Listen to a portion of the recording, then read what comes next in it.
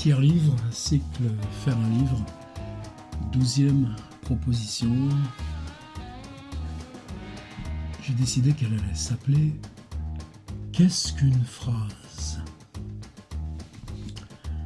Où on en est ?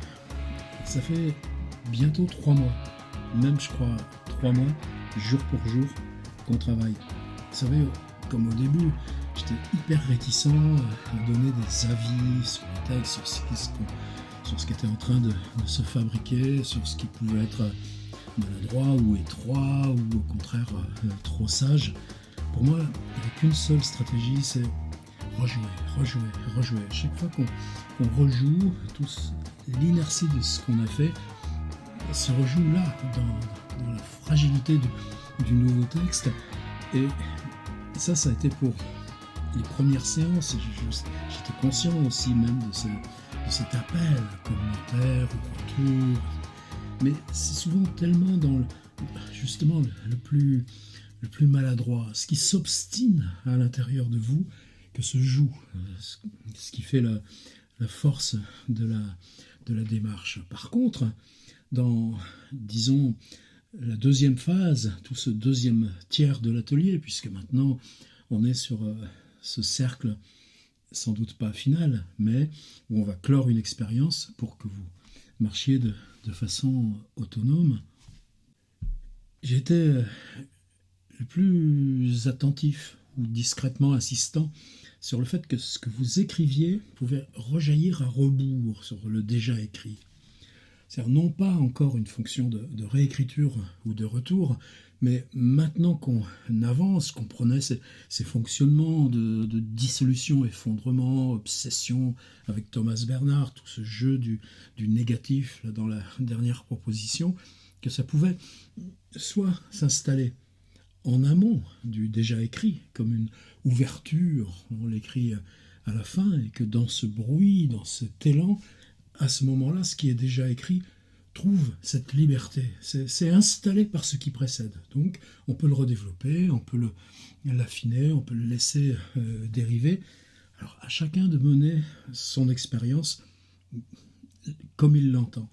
Moi, j'étais seulement dans le souci de dire on avance et maintenant, ces nouvelles écritures peuvent donner une harmonique rétrospectivement, peuvent donner une liberté, quand on reprend le texte, qu'on le manipule là sur l'ordinateur, à ce qui est déjà écrit.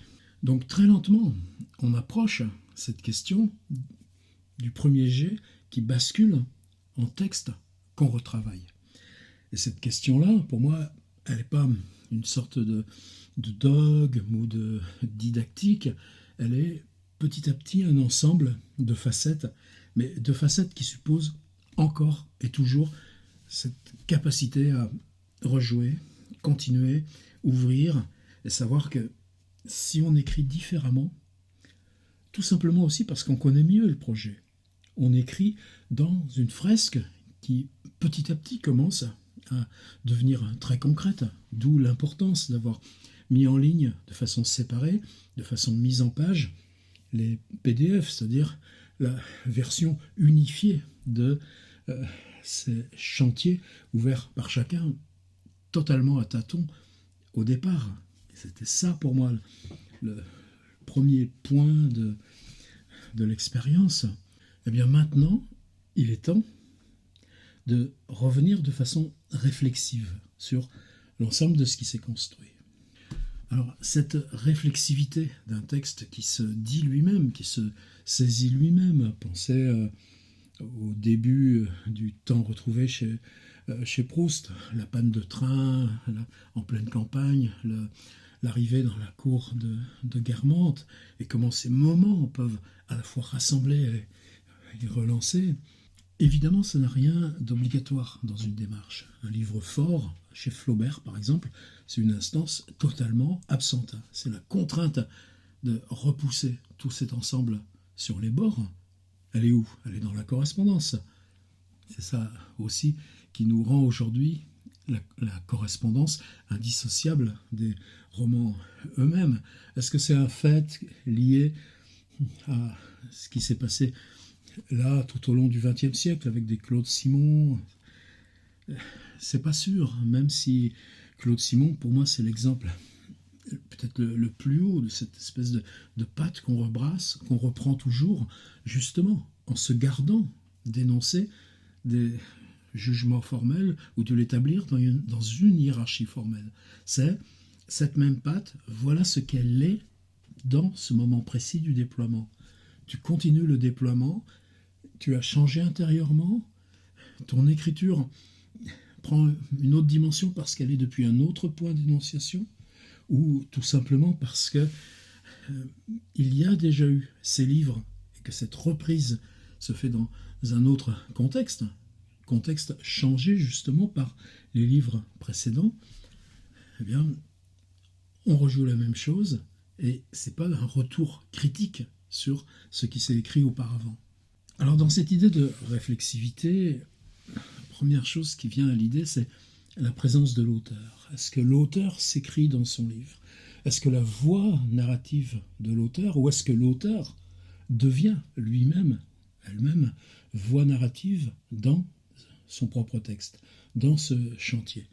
Là, il y a des pistes, plein de pistes, et je ne dis pas que ce ne sera pas une sorte de point d'horizon, de transition vers autre chose, mais ce que je cherchais, c'est à prendre une instance peut-être plus matérielle, plus basique, c'est-à-dire si le texte est matière, hors de nous, si le texte est matière qui se crée à travers nous, par nous, mais là où justement la question de la réécriture, c'est qu'il ne s'agit pas de didactique, il ne s'agit pas d'absoluité, j'allais dire, ou d'une sorte de validité hors de nous, de process pour reprendre, normaliser. Tous les livres tiennent d'abord à leur singularité et ce qu'ils ont précisément des logiques d'aporique.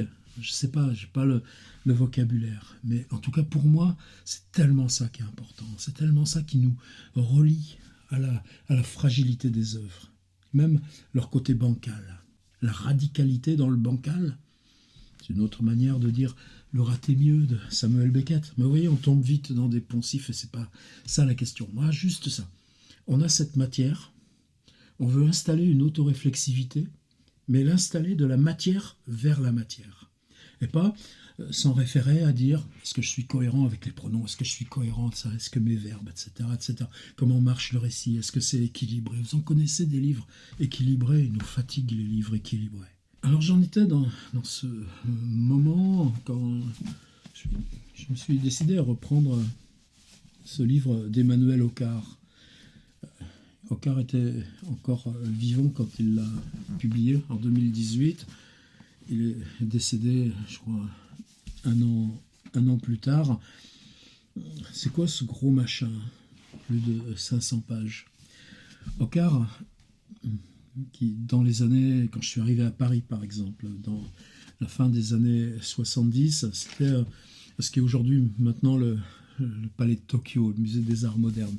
Il y avait un grand escalier, et puis on arrivait sur une espèce de petit palier, et là dans ce petit palier, une fois par mois, il organisait des lectures de contemporains. Ça a été extrêmement important, j'ai du mal à visualiser, mais je revois quand même des Mathieu Bénézet, des gens comme ça.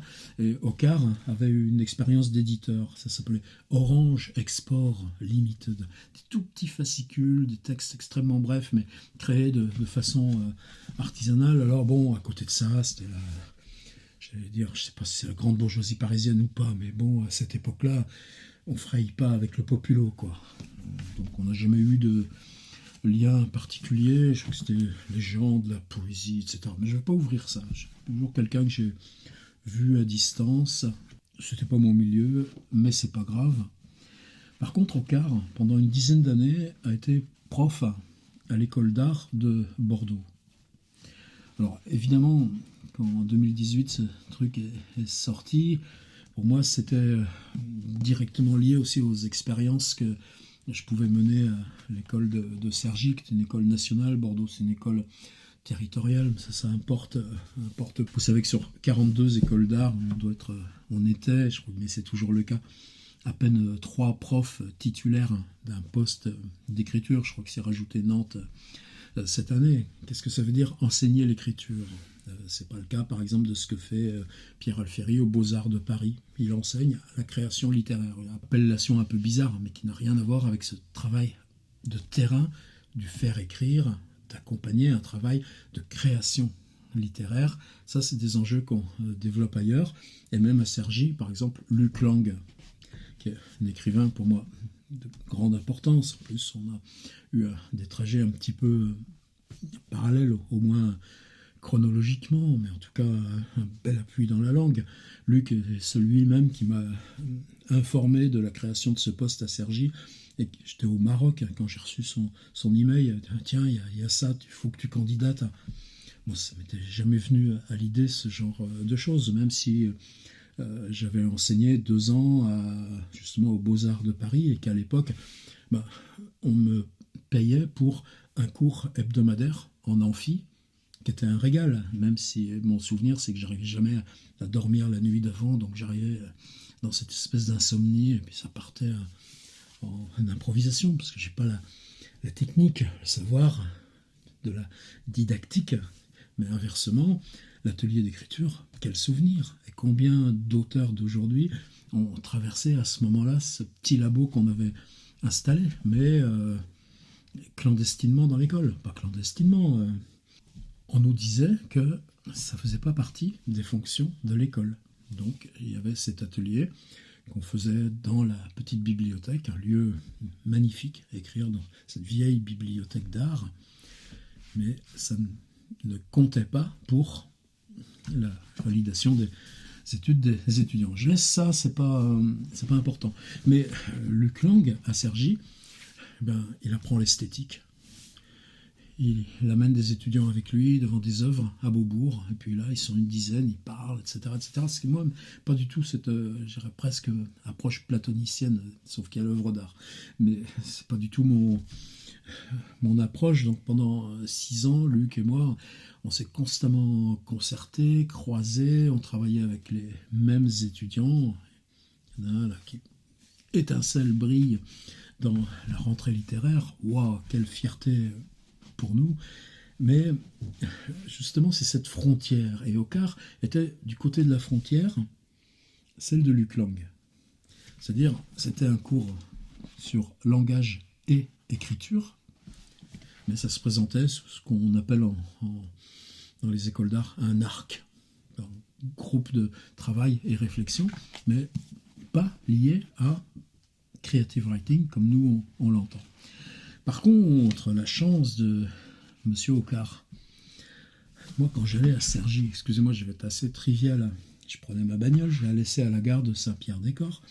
À la gare de Saint-Pierre-des-Corps, je prenais mon TGV qui m'amenait à Montparnasse, je descendais dans le métro, du métro j'attendais à Étoile, le RER quand il marchait qu'il n'était pas en retard, et puis là 40 minutes de RER, mais c'est pas des lieux très favorables, ou du moins je faisais des petites photos récurrentes de ce qui passait, de la Défense, etc.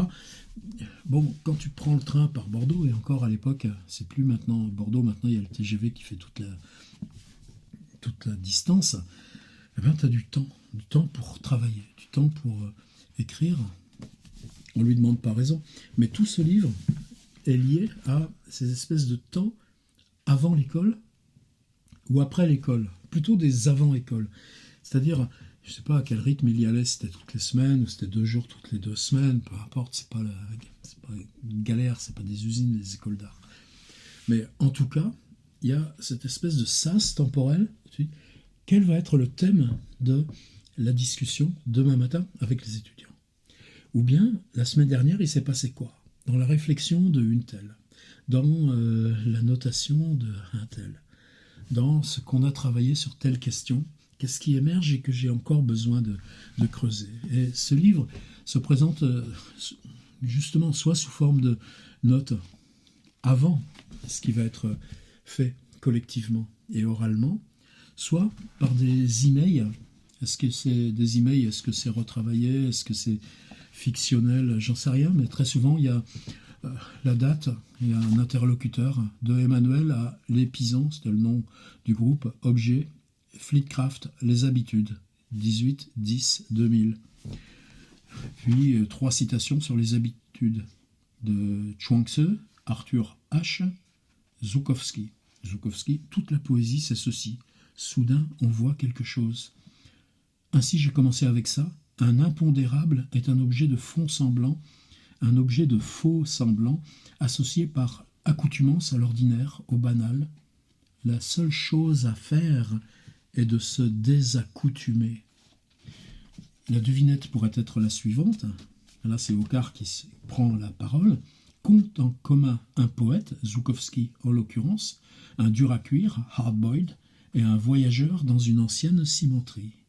La réponse pourrait être chercher à voir autre chose, ou assurément dans, et non pas derrière, ce qu'on a l'habitude de voir. Et puis, ça continue, vous voyez, c'est 6 pages de notes sur la question de l'habitude, les habitudes. C'est ça ce bouquin, ce qui veut dire que je ne l'ai pas lu linéairement, ça veut dire que je suis loin d'avoir tout lu dedans, mais que j'ai mes petits endroits, mes petits repères. Et celui-ci vient assez tôt. Objet, bande d'idiots, point d'exclamation. J'ai beaucoup de réflexions aussi sur l'idiotie en art. C'est quelque chose que Flaubert lui-même initié.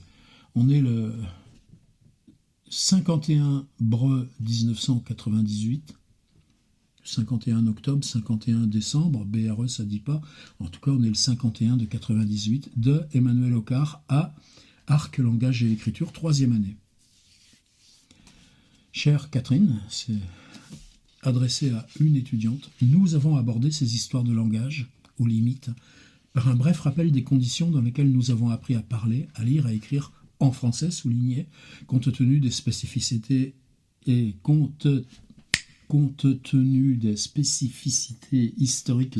C'est pas de la littérature, c'est de la note, c'est brut. Et puis donc, sur la question de limites. Nous avons commencé par rappeler les limites qui ont été fixées au cours des siècles pour notre langue, sur le plan tant lexical, vocabulaire, orthographe que syntaxique, grammaire, la langue qui nous a été enseignée et que nous enseignons à notre tour aux enfants, aux élèves, régie par des règles les mêmes pour tous. Les règles fixent les frontières et les limites à ne pas dépasser.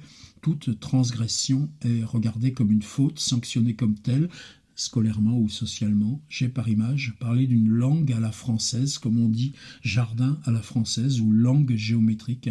Telle proposition, pour être acceptable et acceptée, doit être strictement conforme aux règles définies par l'Académie et non par l'usage dans des situations particulières et variables. Vous voyez, comme on est en terrain hyper chargé, miné. La maîtrise de la langue passe par l'apprentissage de ces règles selon le schéma classique, entraînement, exercice, dressage, on nous apprend, etc. Et là, il y a ce trou. Qu'est-ce qu'une phrase? Point d'interrogation. Alors là, c'est l'extrait que je vous ai mis avec l'exercice. C'est court. Est-ce qu'on peut se débarrasser de la question en 3 pages? En tout cas, ce sont les 3 pages de notes d'Emmanuel Ocar, la veille de son cours, probablement dans le train qui l'amène à Bordeaux, sous forme d'une lettre adressée à une étudiante du groupe. Et pour qu'est-ce qu'une phrase? Il prend un exemple. Et l'exemple qui lui vient, alors c'est quelqu'un dont à la limite je me suis senti plus proche, avec qui on a échangé. C'est un gars qui vivait à Ivry, qui s'appelait Joseph Guglielmi, en tout cas qui était déjà extrêmement actif, collection texte, Flammarion, dans cette fin des années 70, quelqu'un qui est allé droit, comme toute cette bande d'action poétique aussi. Et je pense que c'est probablement un texte que Guglielmi avait donné à Emmanuel Ocar pour Orange Export Limited. Et la phrase de Guglielmi se présente ainsi. Dans la cour, blanc, platane 5. On peut la voir, un syntagme dans la cour, un blanc au milieu, platane 5. C'est une phrase Bien oui, il n'y a pas de majuscule, il n'y a pas de point, mais c'est une unité syntaxique. Est-ce qu'elle est ouverte? Est-ce qu'elle a... Ben justement, est-ce qu'elle a des limites? Est-ce qu'elle a des frontières? S'il n'y a pas de point, l'absence de frontières dans une phrase, qu'est-ce que ça change, etc., etc. Et là, c'est là la digression de Hoccart où ça m'intéresse. Et c'est pas une leçon sur la phrase. C'est une question où lui vient brasser quoi? On ne juge pas le texte, puisque là, il va être question de votre propre texte. On prend un exemple de phrase qui, pour nous, déplace la question de phrase. Quelque chose qui signe votre écriture. Et lui, il l'apprend géographiquement, par les notions de limite, par les notions de frontières. Il prend même l'étymologie, limes, le mot latin, comme le mur d'Adrien fixe la frontière de la zone d'occupation romaine. Bon, vous lirez, c'est pas long, mais qu'est-ce qui change, par exemple, si on augmente le blanc entre dans la cour, platane 5? Qu'est-ce que ça veut dire par rapport à des variations qui seraient... La question qui se pose à présent est la suivante. Est-ce que 5 platanes dans la cour dit la même chose que dans la cour platane 5? Sinon, quelles sont les différences? Pour saisir cette différence, nous devons faire appel à des notions distinctes qui sont ici implicitement en jeu. La notion de frontière, celle de limite, celle de lisière que nous avons tenté de définir. Il revient ensuite sur cette même variation. L'ordre des mots est fautif. La grammaire n'a que faire, ne reconnaît pas cet espace blanc entre les deux parties de l'énoncé. La proposition dans sa forme n'a ni commencement ni fin en raison de l'absence de capital, de point final. Si nous redressons cette proposition pour en faire une phrase correcte, nous obtenons dans la cour, virgule, 5 platanes, point. Ou mieux encore, 5 platanes dans la cour, point. Phrase nominale, sans verbe, mais dont le verbe est sous-entendu. Il y a, virgule, je vois, je voyais, etc. Alors vous voyez, c'est petit, c'est humble, mais ce petit et ce humble sont rassemblés dans un bouquin, je ne sais pas sur combien d'années ça s'est écrit, le cours de Pise, bref historique. Avant de m'engager à enseigner au début des années 90 à l'école des Beaux-Arts de Bordeaux, j'avais émis le vœu que ce fût un enseignement à part entière, un cours continu sur toute l'année avec les mêmes étudiants et surtout pas une succession d'ateliers d'écriture. Vous voyez ce qui nous séparait là radicalement, etc. La table, le cours... C'est un cours magistral qui durait donc 3 heures par semaine. J'acceptais les questions, je refusais les discussions. Je parlais lentement, avec de longs silences, durant lesquels je réfléchissais à ce que j'allais formuler. Au début, ces silences déroutaient les étudiants. Voilà, ça n'a pas été trop mon genre de pratique. 1998, donc vous voyez, c'est sur plus de 10 ans, les derniers. Il y a un formidable index aussi de noms, de concepts. Tout ça, c'est remarque et index. Donc c'est un vrai outil de travail. Le dernier chapitre est sur joie et solitude. Il y a aussi un autre ensemble à la fin qui s'appelle 10 leçons de grammaire. 2000. Donc en gros, on a 10 ans de travail. Et vous voyez, c'est publié quasiment 20 ans après le dernier cours. Alors moi, ce que je voulais vous proposer, c'est pas de... s'appuyer sur Hoccart, de faire théorie d'Emmanuel Hoccart. Je pense que c'est pas du tout sa démarche. Ce qui m'intéresse, c'est ça. J'ai la question, qu'est-ce qu'une phrase? La question, on la prend, on n'y touche pas. C'est notre limite, notre frontière. Mais là, le mystère pour lui, c'est il faut que je prenne un exemple de quelque chose qui m'interroge sur la phrase. Quelque chose qui échappe à ce que je sais ou crois savoir de la phrase. Et là, pour lui, c'est Guglielmi. Dans la cour, platane 5. Mais je voudrais que vous preniez dans ce que vous avez écrit depuis 3 mois, n'importe où, une phrase. Une phrase qui, pour vous, représenterait le même étonnement. Quelque chose qui s'est écrit contre vous, malgré vous, ou qui vous donne une direction, ou que vous avez cherché, que vous avez décroché, et ce sera une phrase et une seule. Mais cette phrase, il faut qu'elle soit capable de porter cet étonnement, capable de porter cette disjonction, cette rupture. Là, je vois déjà comment ça va geindre Quoi? Mais j'ai pas de phrase comme ça. Bah si, il suffit de trouver celle qui contient, alors, peut-être quoi? Peut-être une promesse, peut-être un inachevé. En tout cas, vous allez prendre arbitrairement une pipette, on se saisit de la phrase et on la met sur l'établi. On la laisse comme une petite goutte de mercure. Vous aviez peut-être fait ça dans votre enfance. Ces vieux thermomètres de mercure qu'on cassait, on pouvait garder ça dans cette petite goutte qui n'adhère à rien. C'est cette phrase que vous allez prendre, cette phrase qui n'adhère à rien. Elle est quelque part. Ça fait 3 mois que vous écrivez, il y en a forcément une. S'il y en a plusieurs, tant mieux. Mais choisissez celle qui est porteuse du plus d'étonnement, porteuse du plus de frontières, de limites. Et puis ensuite, c'est ce que fait Ocar. Cette phrase dont vous allez vous saisir dans ce que vous avez écrit depuis 3 mois, qu'elle soit longue, qu'elle soit brève, qu'elle soit syntaxiquement correcte, ou justement qu'elle porte en elle, c'est quelque chose de aporie, bancal, eh bien, on va travailler sur qu'est-ce qu'elle vous dit. Qu'est-ce qu'elle vous dit de la forme? Qu'est-ce qu'elle vous dit de l'écriture? Qu'est-ce qu'elle vous dit de l'attente? Et ce texte, est-ce que vous l'insérerez? Je ne sais pas à quel endroit vous allez l'insérer du chantier. C'est un regard en arrière, forcément, puisque c'est se saisir de quelque chose déjà écrit. Alors évidemment, vous pouvez tricher, vous pouvez, là où vous en êtes de votre texte, attendre et dire, c'est quoi la phrase qu'il dit, qu'il résume, et la mettre maintenant, cette phrase. Mais par contre, le retournement, l'interrogation sur la phrase, écrire la question. Qu'est-ce qu'une phrase? Écrivez-le, littéralement. Qu'est-ce qu'une phrase? Et ce qui répond immédiatement, c'est cette phrase que vous allez prendre dans ce que vous avez écrit. Qu'est-ce qu'une phrase? Voilà cette phrase. Et maintenant on creuse, on renverse. On commente, oui, c'est aussi commenter. Qu'est-ce qu'on cherche?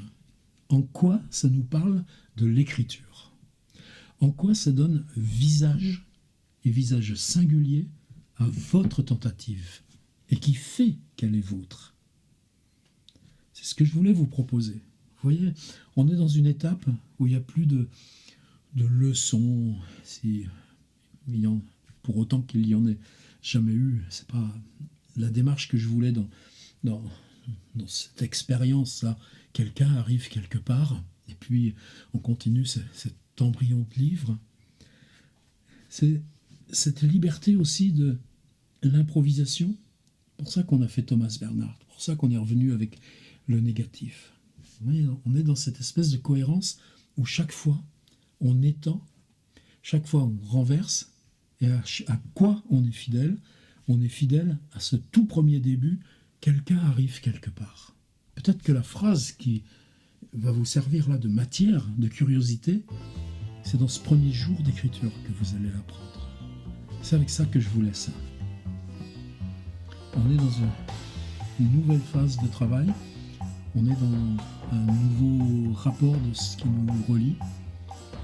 Je crois que c'est ce qui va nous conduire pour les dernières séances du cycle. Par contre, où je suis ferme, c'est que qu'est-ce qu'une phrase? Bien sûr, c'est vous qui parlez, c'est vous qui écrivez, c'est l'auteur. Mais c'est pas l'auteur qui parle de son texte, c'est l'auteur qui s'interroge sur un élément de matière qui reste étranger à l'intérieur de son texte. Et c'est ça qui vous protège. De quoi vous parlez? Non pas de votre livre, mais de ce qui, dans ce livre, vous reste à distance, insubmersible, dans la cour, Platane 5. Et qu'est-ce que j'ai envie de lire? Ce qui va m'en revenir. Merci Ocar.